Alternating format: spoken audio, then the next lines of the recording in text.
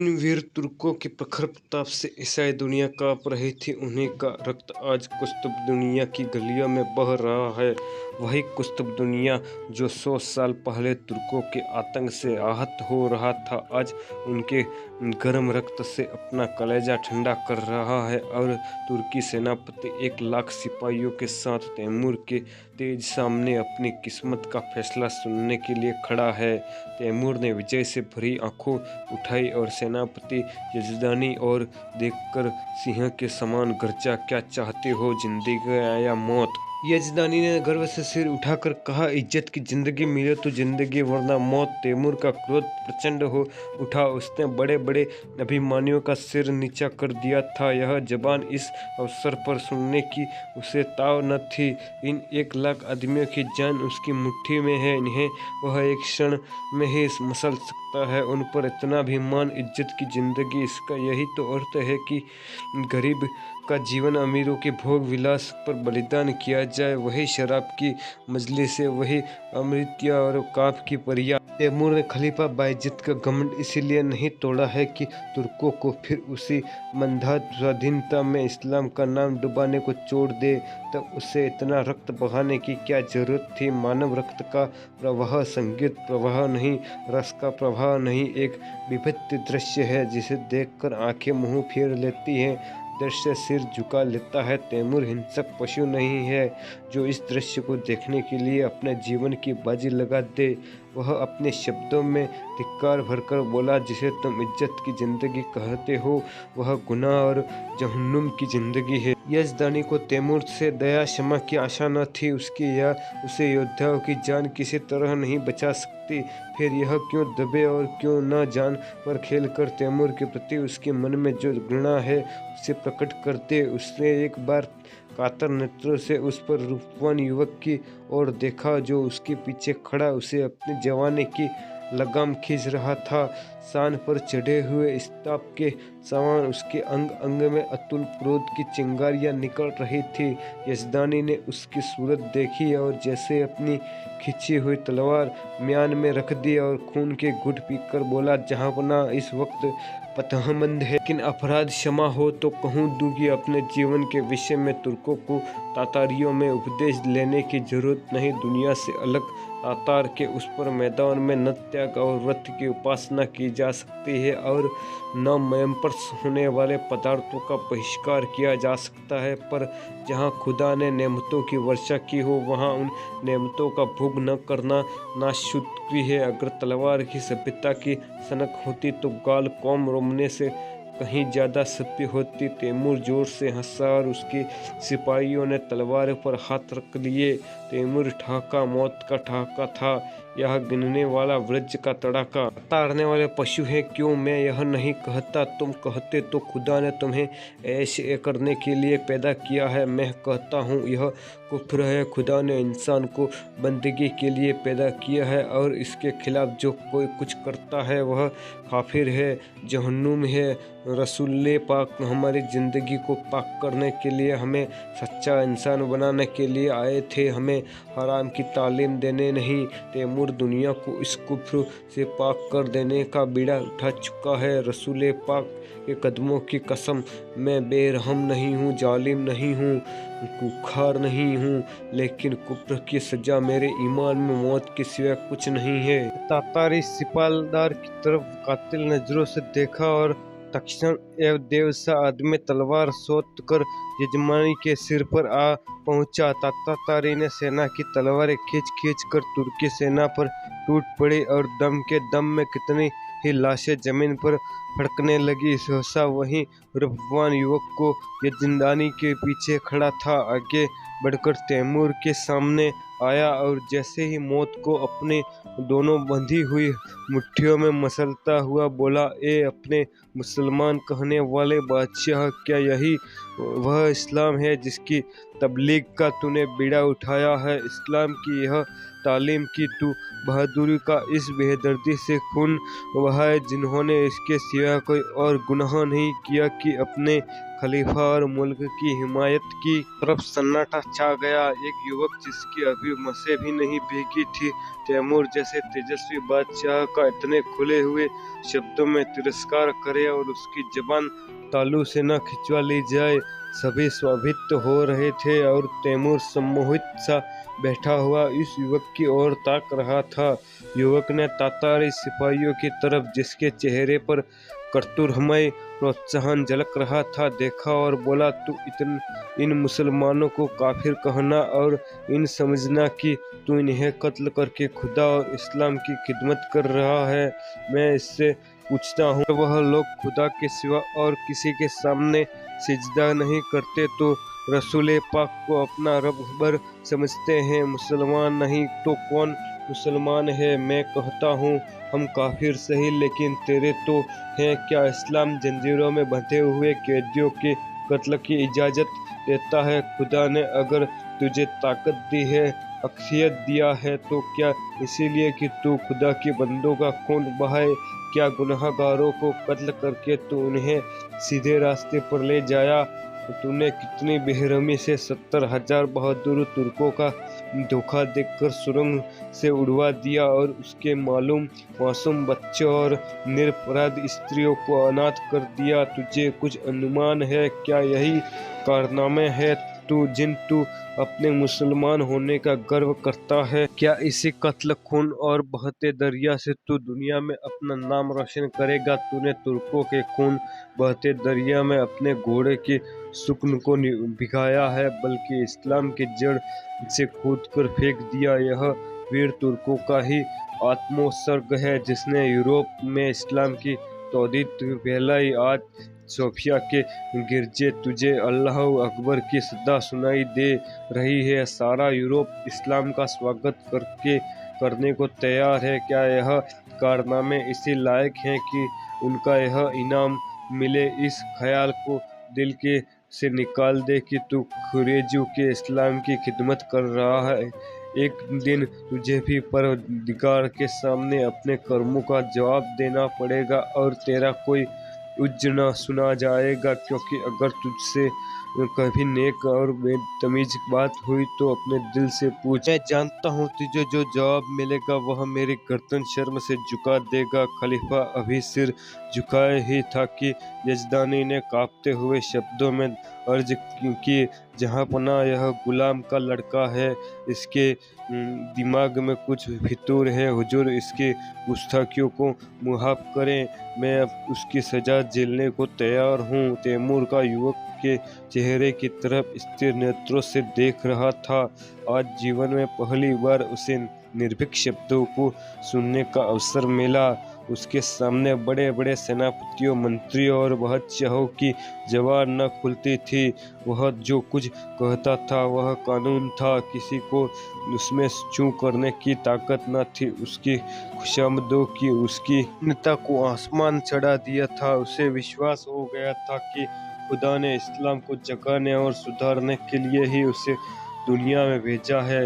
उसने पैगंबर का दावा तो नहीं किया, पर उसके मन में यह भावना चढ़ गई कि इसीलिए जब आज युवक के प्राणों का मोह उसे छोड़कर उसकी कीर्ति का पर्दा खोल दिया तो उसकी चेतना जैसे जाग उठी। उसके मन में क्रोध और हिंसा की जगह श्रद्धा का उदय हुआ। उसकी आंखों का एक इशारा इस युवक की जिंदगी का चिराग गुल कर सकता था। उसके संसार विजयनी शक्ति के सामने यह दुर्गमय बालक मानो उसके नन्हे नन्हे हाथों को समुद्र के प्रवाह को रोकने के लिए खड़ा हो। जितने हास्यास्पद साहस था, उसके साथ ही उसका आत्मविश्वास से भरा हुआ। वो ऐसा जान पड़ा कि इस निहत्थे बालक के सामने वह कितना निर्बल है। मनुष्य में ऐसे साहस एक ही स्रोत हो सकता है और वह सत्य पर अटल विश्वास है। उसकी आत्मा दौड़कर उस युवक के दामन में चिपट जाने के लिए अधीर हो गई। वह दार्शनिक न था तो जो सत्य में शंका करता है, वह सरल सैनिक था जो असत्य को भी विश्वास के साथ सत्य बना देता है। यजदानी ने उसी स्वर में कहा, जहाँ पना इसकी बदजबानी का ख्याल न फरमावे।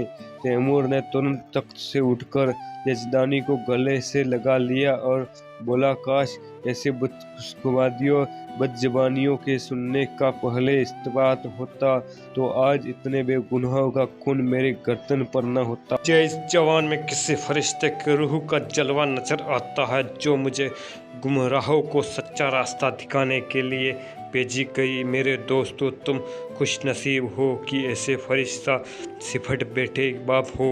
क्या मैं उसका नाम पूछ सकता हूँ? यजदानी ने पहले आतशपस्त था, पीछे मुसलमान हो गया था, पर क्यों इस्लाम कबूल किया? जो कैदी फांसी के तख्ते पर खड़ा सूखा जा रहा था कि एक क्षण में रस्सी उसकी गर्दन में पड़ेगी और वह लटकता रह जाएगा, उसे जैसे किसी फरिश्ते ने गोद में ले लिया। गदगद कंठ से बोला, उसे हबीब कहते हैं। तैमूर ने युवक के सामने जाकर उसका हाथ पकड़ लिया और उसे आंखों से लगाता हुआ बोला, मेरे जवान दोस्त, तुम सचमुच खुदा के हबीब हो। मैं वह गुनहगार हूँ जिसने अपनी जहालत में हमेशा अपने को गुनाहों को सवाब समझा, इसीलिए कि मुझसे कहा जाता था कि तेरी जात बेऐब है। आज मुझे मालूम हुआ कि मेरे हाथों इस्लाम में कितना नुकसान पहुँचा। आज से मैं तुम्हारा ही दामन पकड़ता हूँ। तुम ही मेरे हिज्र, तुम ही मेरे रहनुमा हो। मुझे यकीन हो गया है कि तुम्हारे वसीलों में खुदा की दरगाह तक पहुँच सकता हूँ। यह कहते हुए उसने युवक के चेहरे पर नजर डाली तो उस पर शर्म की लाली छाई हुई थी। उस कठोरता की जगह मधुर संकोच झलक रहा था। युवक ने सिर झुकाकर कहा, हुजूर की गर्दानी, वरना मेरी क्या हस्ती। तैमूर ने उसे खींचकर अपने बगल के तख्त पर बिठा दिया और अपने सेनापति को हुक्म दिया, सारे तुर्क कैदी छोड़ दिए जाएं, उनके हथियार वापस कर दिए जाएं और जो माल लूटा गया है वह सिपाहियों में बराबर बांट दिया जाए। वजीर तो इधर इस हुक्म की तालीम करने लगा, उधर तैमूर हबीब का हाथ पकड़े हुए अपने खेमे में गया और दोनों मेहमानों की दावत का प्रबंध करने लगा। और जब भोजन का समाप्त हो गया तो उसने अपने जीवन की सारी कथा रो रो कर सुनाई, जो आदि के अंत तक मिश्रित पशुता और बर्बरता के कृत्यों से भरी हुई थी। और उसने यह सब इस भ्रम में किया कि वह ईश्वरीय आदेश का पालन कर रहा है, वह खुदा को कौन मुंह दिखलाएगा। रोते रोते उसने हिचकियां बंद गई। अंत में उसने हबीब से कहा, मेरे जवान दोस्त, अब मेरा बेड़ा आप ही पार लगा सकते हैं। आपने मुझे राह दिखाई तो मंजिल पर पहुंचाइए। मेरी बादशाहत को अब आप ही संभाल सकते हैं। मुझे अब मालूम हो गया है कि उसे तबाही के रास्ते पर लिए जाता था। मेरी आपसे यही इल्तिजा प्रार्थना है कि आप उसकी वजारत कबूल करें। देखिए, खुदा के लिए इनकार न कीजिए, वरना मैं कहीं नहीं रहूँगा। यजदानी ने अर्ज की, हुजूर इतनी कद्दानी न फरमाए तो आपकी इनायत है, लेकिन अभी इस लड़के की उम्र ही क्या है? वजारत की खिदमत क्या अंजाम दे सकेगा? अभी तो इसकी तालीम के दिन है। इधर से इनकार होता रहा और उधर तैमूर आग्रह करता रहा। यजदानी इनकार तो कर रहे थे पर छाती फूली जाती थी।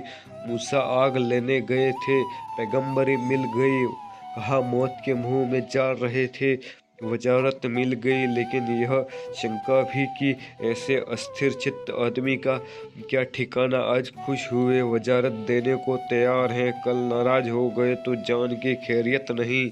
उन्हें हबीब की लियाकत पर भरोसा था, फिर भी डरता था कि वीराने देश में न जाने कैसी पड़े कैसी न पड़े। दरबार वालों ने षड्यंत्र होते ही रहते हैं। हबीब नेक है, समझदार है, अवसर पहचानता है, लेकिन वह तजर्बा कहाँ से लाएगा जो उम्र ही से ही आता है। उन्होंने यह प्रश्न विचार करने के लिए एक दिन की मोहलत मांगी और रुखसत हुए। हबीब यजदानी का लड़का नहीं, लड़की थी। उसका नाम उम्मतुल हबीब था। जिस वक्त यजदानी और उसकी पत्नी मुसलमान हुए तो लड़की की उम्र कुल 12 साल थी, पर प्रकृति ने उसे बुद्धि और प्रतिभा के साथ विचार स्वातंत्र्य भी प्रदान किया था। वह जब तक सत्य की परीक्षा न कर लेती, कोई बात स्वीकार न करती।